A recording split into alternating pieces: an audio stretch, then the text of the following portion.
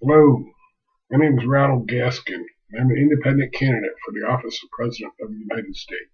Let's talk about polls. This entire election cycle has been about polls, polls, and polls. Everybody wonders why the polls go up and down. Are people so fickle that they keep changing their minds during the election cycle? Of course not. The reason the polls change from day to day is that different people are being polled. Most people, once they have made the leap of faith to support a candidate, stick with them until the end or longer. This is why Bernie fans are still running the Bernie cry long after his exit from the campaign. I would be willing to bet that this election will have more write-in votes than any other previous, and the most will be for Bernie.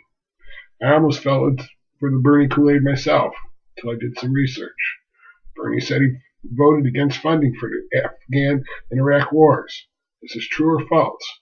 I researched it. There were a dozen or so votes taken over the past 10 years about funding those wars. Bernie voted yes every other time. 6 times for, 6 times against. Did Bernie lie when he said he voted against the war? Technically, no. But he sure deceived us in making a statement and lost our respect for me and anyone paying attention to what he was saying. If you were to decide you're going to vote by polling results, then you're not making a selection. You're just being a loyal sheeple. What it really means is you're afraid to make your own decisions, that you only want to vote for a winner. This represents the death of hope. If this is the way of the future, then why bother to have elections at all, if no changes will ever happen?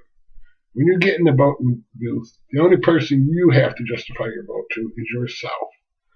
The best reason to vote for a loser is that in a year from now you can say, don't blame me because I didn't vote for them. The truth is, write-in votes are never actually counted by the candidate, unless there are more of them than the leading contender, and in 7 states, you can't even do that. They won't let you do a write-in.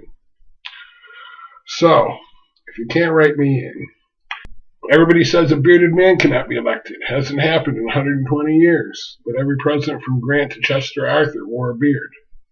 Will a bartender, a tailor, or a 100-pound weakling ever be president, or a cripple? Already happened, already happened, already happened. Abraham Lincoln was a licensed bartender. Andrew Johnson was a tailor. Andrew Johnson was only 5'4" and never weighed over 100 pounds. Franklin Delano Roosevelt was confined to a wheelchair. They say a obese person could not be elected, yet William Taft was well over 300 pounds. And who would have thought that a movie star could be elected before Reagan took to the office? Someday, if this country survives, we will have a woman president. We will have a Mormon president. We will have a Latino president. We will have an Asian American president. And someday we will have a Muslim president. Some argue it's already happened. So, when someone says that it just can't happen because it's never happened before, tell them before George Bush Jr., the Supreme Court never decided an election. So why am I ending this campaign after only 21 years? When I started campaigning, I said the rule of the dead and the dying was the greatest tyranny of all. Our government is run by old men hanging on to laws written by dead people. It's time for the younger generation to take over. Vote the gray hairs out. Build your own world. I'm sorry I couldn't leave something better for you. I hereby pass the baton. Thank you.